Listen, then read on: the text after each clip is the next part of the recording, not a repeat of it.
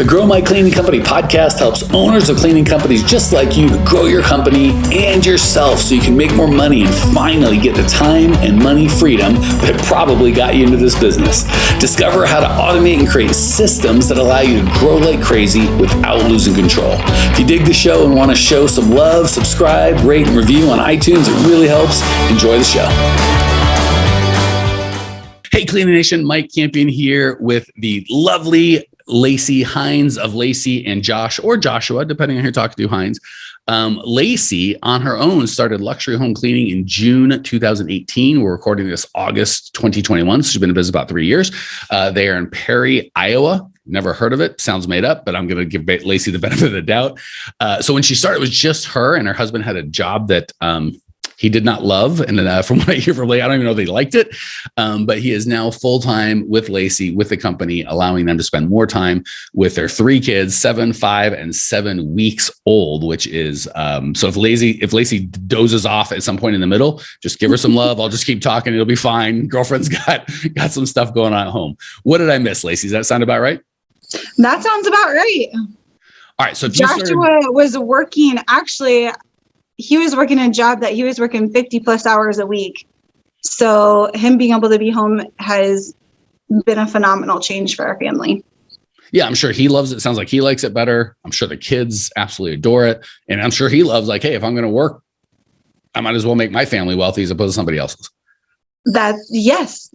It's like you took the words out of his mouth, Mike. He says it all the time. Me and Joshua share a brain. And just so you know, ladies, if you're like, who's this Joshua guy? He is with the kids, so Lacey could be here. So I was like, oh, that dude's a keeper. So he's got lots going on in a lot of positive ways. All right.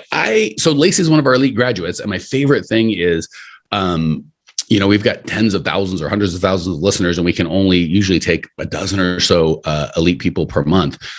So I try periodically to have them come on and kind of share the best they can, right? It's a 9-week process. So obviously in 20 minutes, she can't share everything that she did in 9 weeks, but I wanted to distill down some of the big takeaways that she got so you guys can kind of get that benefit. So let's start here. When you came in, kind of what was going on with your business? Because most people don't call us going, sometimes they do, but most people don't call going, I'm really doing great, and I think you can help me do even greater, right? The vast majority is, I've got a massive pain in my life. I've got a massive frustration. I've tried to figure it out on my own. I'm stuck against a wall, and I'm guessing, however you felt, there are many, many people that feel the same way now. So walk me through. Again, I forgot about this, by the way, so I'm excited to kind of be, I remember you in the program, but I don't remember before. So what was your kind of life like when you reached out to us? So I was nearly 9 months pregnant.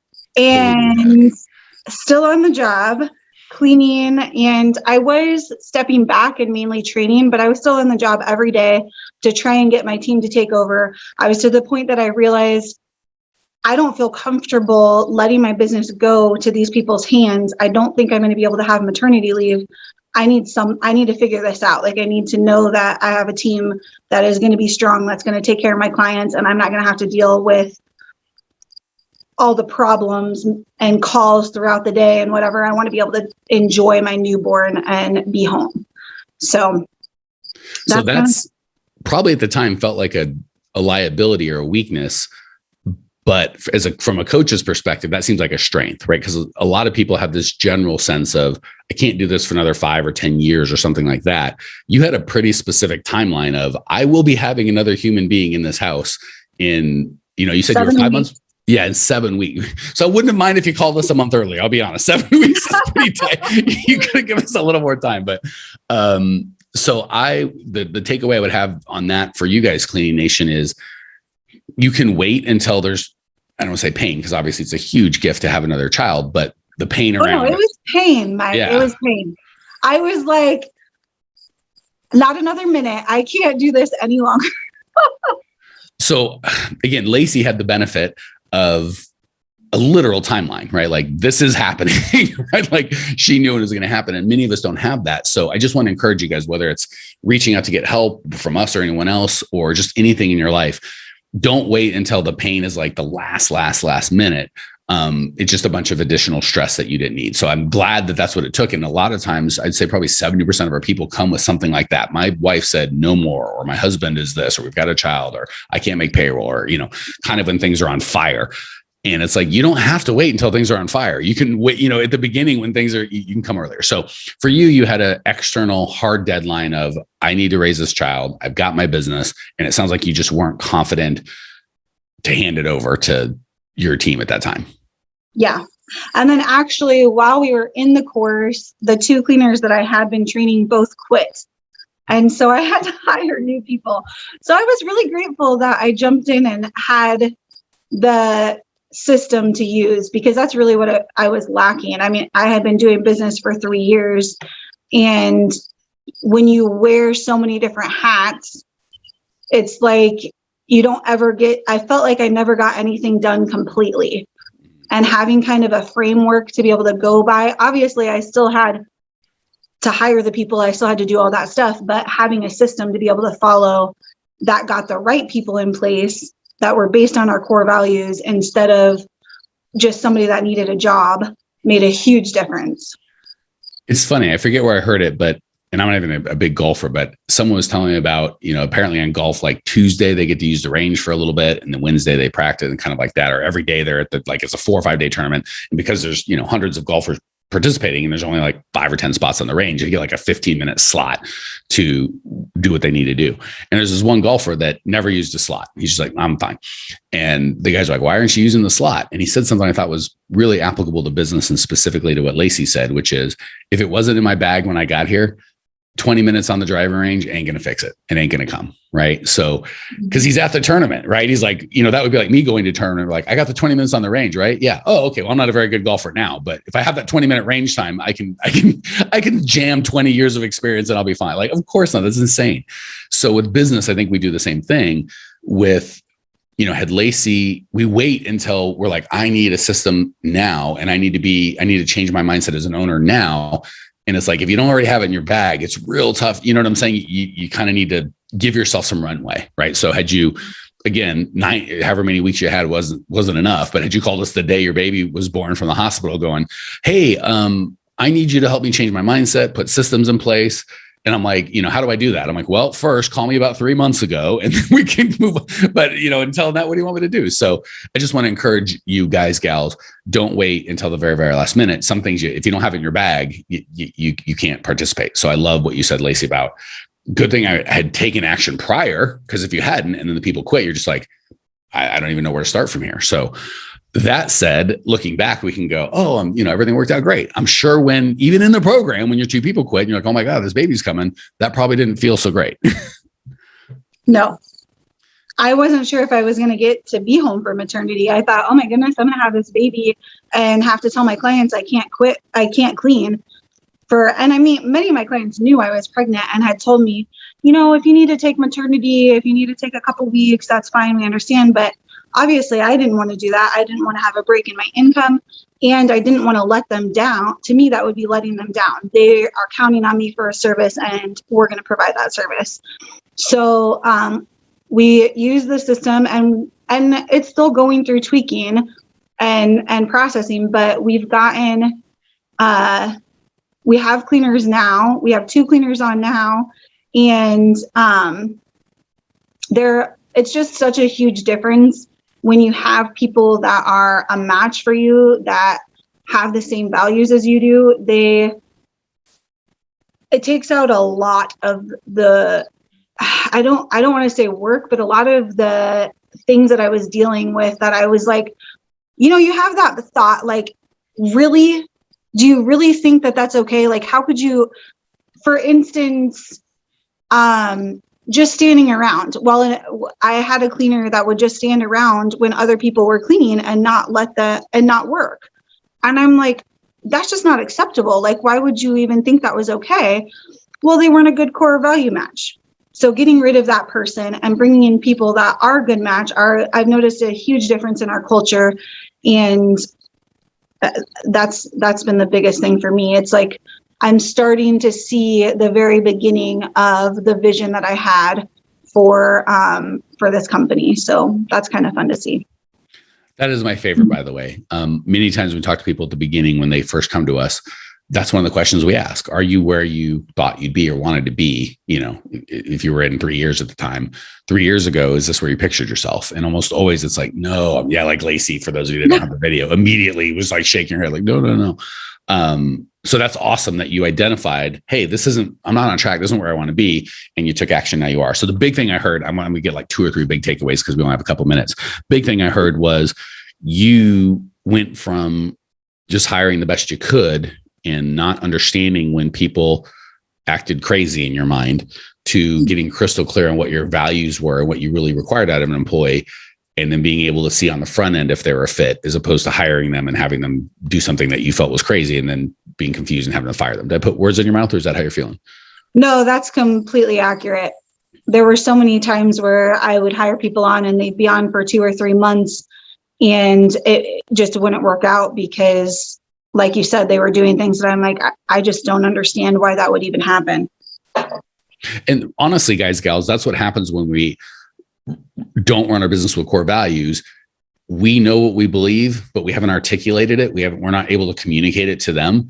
So it's kind of like, I'm not going to tell you what's going to freak me out, but some things are going to freak me out. And if you do it, I'm going to lose my mind, but I'm not going to tell you what they are. It's like, why don't you just tell me what makes you crazy? Right. And even ideally, you do that before you hire them. Right. So as opposed to the person that's going to just stand around, you can yell at them, you can watch them, you can incentivize them, you can beg them. That's just who they are, right? That's their temperament. If you can spend your life trying to get that one guy or gal to comply with how you want them to be, and it'll frustrate them, it'll frustrate you. It's very expensive. Or you can just find someone that feels the same way. It's like, oh, I would never stand around. That's rude. And then just let them kind of be who they are. All right. So that's the first big thing. What was one of my favorite questions? What was the hardest thing that we asked you to do? And how did you do it? Did you ignore it? How did it turn out? And what was the big kind of takeaway for you? I want to touch back on the employee thing and then I will answer that question. Sure. I just want to say there was a big realization for me that I could get people that were a good fit and the big difference that made in our culture. So the hardest thing. Hold on. Now you said, so I want to comment on it because that's so good. So I promise we'll move on to the hardest thing, but that's a big deal, right? If your paradigm, if your belief, if your universe is everybody's lazy, nobody wants to work, there's just my town, my business is what you have this belief that it's not possible. Man, we can train and tell you how to do hiring funnels and write hiring ads and discovery. We can walk you through all that stuff. It is just going to be a struggle. As soon as you're like, I can have this is my new norm, then all the training makes sense. So that's really key. Lacey, I want you guys and gals, we always have to change how we look at things and who we are first, and then the world can change. But if we're kind of stuck in beliefs that don't work, the systems and processes ain't going to help you. So I'm so glad that you kind of put that in before we move forward. All right. Last question for today will be, what was the hardest thing we asked you to do? Did you do it or not? How did it turn out? How did it feel? Walk us through it. So for me, the hardest thing was raising prices and switching to monthly billing. Okay. I don't know why, because I've had a lot of these clients for 2-3 years. A lot of the clients that I've had the entire time. So I just had this huge, like you said, it was a mental thing for me. I had the system, but in my mind, I was like, they're not going to want to do this. We've been doing it this way for 2 years and it's not going to work. And they're going to be so upset that I'm doing this. Like all those things just kept on racing through my mind. And I finally had to realize that I'm coming from a point of service, and raising my prices is just like the trickle down effect. We're able to serve them better because I'm able to serve my employees better. They're getting better service. My employees are showing up better. It all intermingles, right? And by having the monthly billing was another thing that I was like, we're doing fine. They pay. And of course, as soon as I had that thought, then I had some bills that weren't paid and I was happy to get that, which has never happened to me before. But, some of them were a little bit hesitant, but for the most part, when I did that, everybody was like, okay. And I even had some people that told me, oh yeah, I can't believe you waited this long. I expected you to do, they just expected. And then I think I only had one that dropped off from all of them. And it was somebody I didn't really, it wasn't the best fit serving that person anyway. So. So again, I'm hearing a theme from Lacey that's very powerful. And I can see why you're doing so well, sister, which is first I change my beliefs and then I change my actions. So many people come into our program or listen to the podcast or go to the website, or we just got a ton of materials and like, just tell me what to do. And I promise you, I wish I could just tell you what to do and that would be the easy thing. But really it's how we need to think. So like on the employee thing, everyone's like, just show me a funnel. And of course we have funnels and systems and processes to get applicants in. But if you have beliefs around people are inherently lazy, or no one gets me, or no one cares like I do, or we just have a bunch of these beliefs, we're stuck. And then when it comes to what Lacey was just talking about in terms of, I just had a mind fart, the raising prices or having any sort of difficult or a perceived difficult conversation with your customer. First, we have to change the beliefs, right? So what I hear you saying is Lacey went from raising prices or tightening up your billing, and I shouldn't even say raising prices, charging an appropriate amount so you could pay your overhead and have a reasonable profit and pay your employees, and like just really right pricing, right? Not just randomly raising prices, with something that you're doing for your clients and not something you're doing to your clients. So as long as you think I'm screwing you, this is bad, I'm trying to pull a fast one, because you're a woman of integrity and Cleaning Nation, hopefully you guys are people of integrity. If you feel like you're screwing somebody, of course it's never going to work long term. Why would you even be in a business where you're screwing people? But once you change your mindset to this is the right way to run a business, and this is how I can serve the people best, and if one or two people don't like it, that's okay. We're just not a good fit and I'll move on. That was the learning for you. That was the big thing. And then hopefully at that point, raising prices was easy. But if you didn't have that belief, you would have never been able to effectively raise prices. Am I totally missing or putting words in your mouth, or is that how you're feeling? No, you're totally right. I had a big block on the value and people paying the value. I don't know if that makes sense.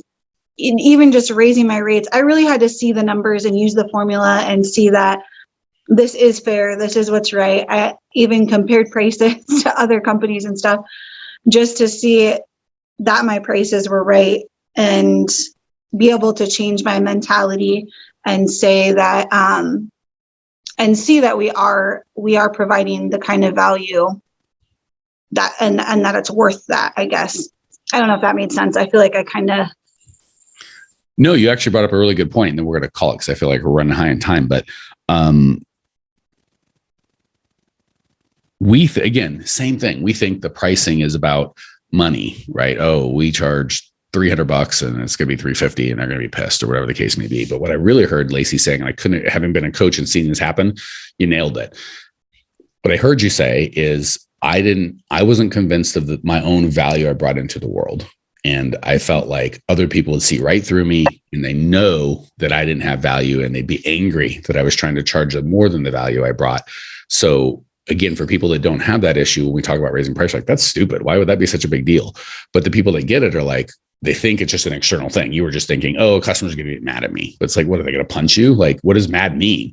And I think a lot of times our fear is a customer's going to see through me. I don't believe that I'm even worth what I'm getting paid. And I'm just like blessed to have it. Almost like being in an abusive relationship, right? If you've got this, not that you are or I am, but if you got this terrible guy and you know he's bad, but you're like, you've got self-image or self-worth, you're like, this is what I deserve, right? And then you just don't even feel like you have the ability or the right to seek out better relationships. So I feel that you nailed it. So what was, and again, it's a long process. It's very difficult to kind of quote unquote get done in a podcast, but what would you give? What was the thing that helped you move from effectively, I and my company aren't worth it, we don't deserve profit or more money, or they're going to be mad, or they're going to see through me, to wait a second, I do bring value into the world and I do deserve a fair profit, and this is a reasonable thing? How did you make that shift, or what was the key for you to make that shift? Well, I first reached out to you, and you helped me with kind of like the practicality and the wording and how to go about it and seeing the value, because so I guess giving me the script of contacting the clients, and then I still was having a block with it. Sure. And so I called, because the script's external, right? Until we get the internal solved. Yeah. So she started with me in the extra, which is exactly what people do. If you just tell me the words to say, that will solve my problem. And then I gave her the word. She's like, my problem is not solved. So then she reached out to San, one of our mindset coaches, who's amazing. Continue.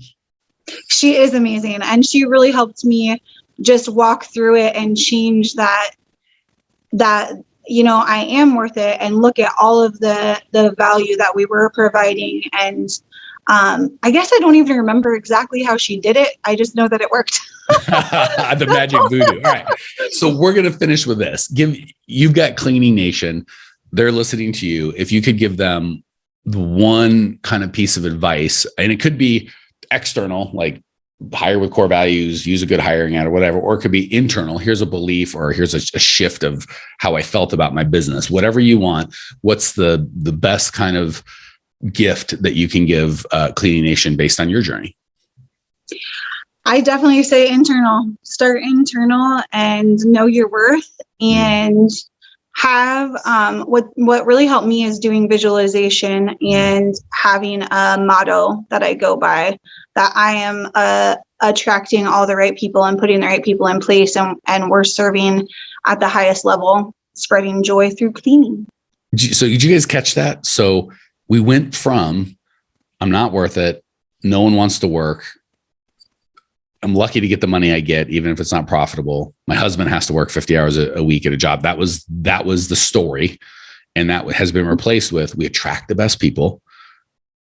We bring massive value. We serve at a very, very high level, and we deserve to get paid reasonably for that. Like, can you just see if that's all you changed? We didn't give you another thing of how to do anything. And again, please don't, you need more, but this is where you're going to start. This is always going to be step one. If you were just able to make that change, how much better, even if you didn't make any more money, just how much better would your life feel going from I attract the best people, we serve at a high level, we get paid very well. If that's your belief going forward, this is a job that could be a lot of fun. This could be really fulfilling. But if your belief is everything sucks, everyone sucks, I don't deserve any money, whew, that's a tough life to live. Anything I missed? You got it. All right, guys, gals, Cleaning Nation. Hopefully this was a lot of value. Lacey's the best. And I just thank you, Lacey, for being so honest and transparent, just kind of sharing your experience. If you're like, hey, we need more of this, please, where do I get this? Go to growmycleaningcompany.com. I do not believe there's anything for sale there, but there's a 40-hour masterclass. That's a great way to start. It's the 5 shifts that you need to make before any of this stuff happens. There's like 600 or 700 podcasts, videos, Facebook group with like 15,000 people. Go to growmycleaningcompany.com for everything you need. I will see you there. Well, here we are, the end of the podcast, and you made it. Great job. I've got a little bonus for you for sticking through with me. But like I mentioned before, if you got value out of this podcast and you want to show a little love, subscribe, rate, and review on iTunes, Spotify, wherever the heck you're listening to this thing. Share with a friend, share the love. And as a special thank you for those of you that stuck with me to the end, how about I give you my personal phone number so we can text? It's a great way for me to get to know you, your business, your goals personally. So shoot me a text now, 602-932-6431. That's 602-932-6431. I am the only one who responds to these texts, and I will personally respond to everyone I possibly can as long as this number is manned. Don't know how long we're going to keep this at the end of the podcast, so grab it now, 602-932-6431. Give me a text, say hey, can't wait to meet you.